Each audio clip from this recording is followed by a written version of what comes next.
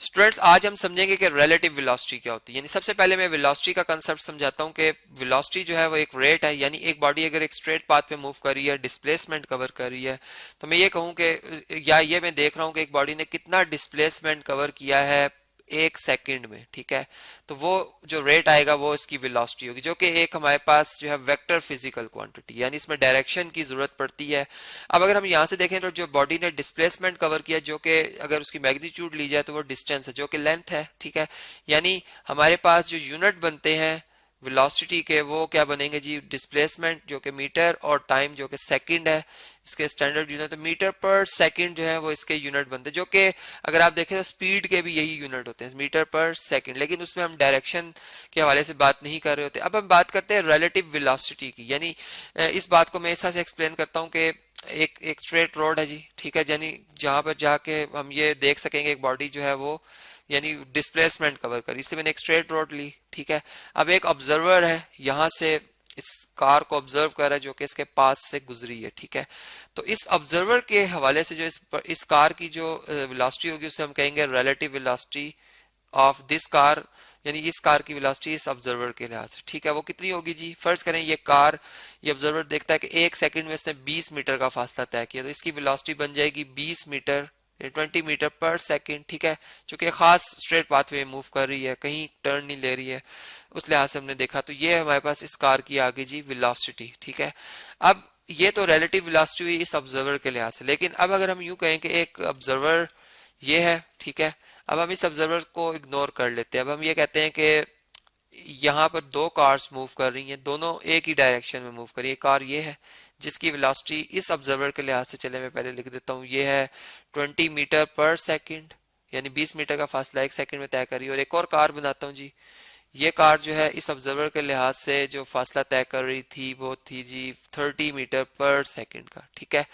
अब बात यह है कि इस कार ए की वेलोसिटी बी कार से कितनी होगी, क्या ये उससे स्लो है या इससे फास्ट है, क्या ये उससे आगे निकल जाएगी या पीछे निकल जाएगी। अब ये रिलेटिव वेलोसिटीज हमें बताती हैं। यानी यहां से अब हम ऑब्जर्वर जो हमारा वो इस कार में बैठा हुआ, आप फर्ज कर लो वो इस कार को देख रहा है, तो उसके लिहाज से इसकी ये कार जो है व्हाइट कलर में जो नजर आ रही है उससे कितनी स्लो है, वो इनकी वेलोसिटीज का आप डिफरेंस ले लेंगे। क्योंकि ये कार 30 मीटर का फासला एक सेकंड में तय कर रही है और ये 20 मीटर का, इसका मतलब जो डिफरेंस है इनके डिस्प्लेसमेंट का, अगर हम वो ले लें, ठीक है, अगर हम वो मालूम कर लें तो वो 10 बनता है। 30 में से 20 माइनस कर ले 10 मीटर, और यानी ये 10 मीटर एक सेकंड में उससे ज्यादा फासला तय करी। तो ये मैं कहूंगा कि ये इनकी जो जो रेट आया है ये 10 मीटर पर सेकंड, ये बेसिकली इनकी रिलेटिव वेलोसिटी है।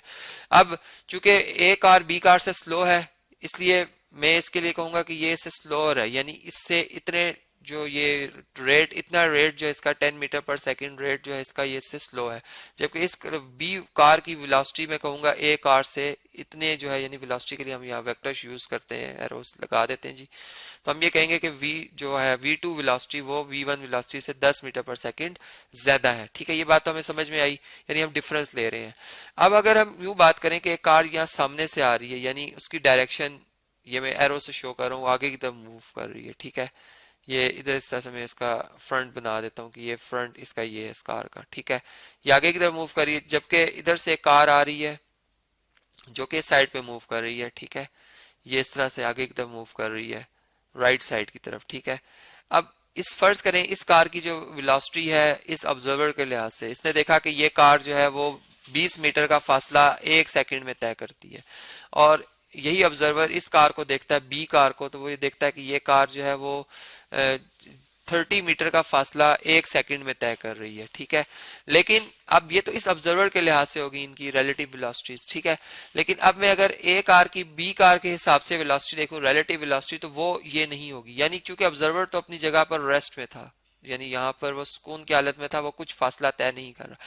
लेकिन ये कार चूंकि उसी की तरफ बी कार की तरफ अप्रोच कर रही है, बी कार की डायरेक्शन में मूव कर रही है, जबकि ए कार जो है उस जो सॉरी ये जो ए कार है वो बी की डायरेक्शन में मूव कर रही है, और बी जो है ए की डायरेक्शन में मूव कर रही है, यानी दोनों एक दूसरे की तरफ आ रही हैं।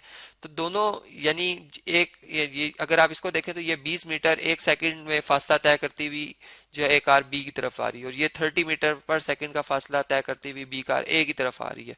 यानी जब ए कार से एक बंदा यहाँ बैठा हुआ बी कार को ऑब्जर्व करेगा कि उसके पास ही ये कार गुजरी है, तो उसकी जो वेलोसिटी होगी वो 30 मीटर पर सेकंड नहीं होगी, बल्कि वो कितनी हो जाएगी, वो इन दोनों वेलोसिटीज का सम बन जाएगी। क्यों बन जाएगी जी?